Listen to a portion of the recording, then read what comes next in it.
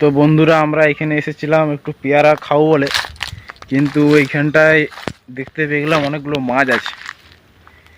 তো তোমাদেরকে মাছের এগুলো দেখাবো। তো এটা খাত, মানে একটু রেল লাইনে এসেছিলাম ঘোরাঘুরি করতে।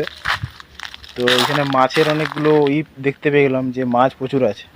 খাতটা এখানে একটু জল জমা হয়েছিল, এখানে অনেক মাছ হয়েছে। তো মাছ যদি দেখতে যাও তো দেখাচ্ছি তোমাদেরকে।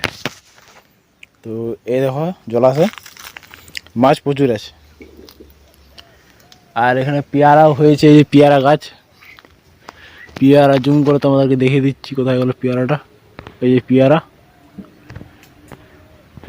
আর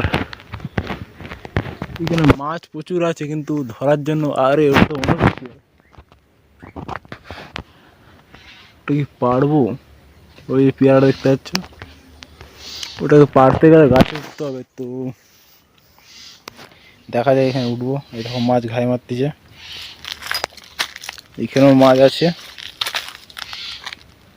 প্রচুর মাছ আছে এখানে। ওটাও, এটা পুরো রেল লাইন, এখানে রেল লাইন ধার।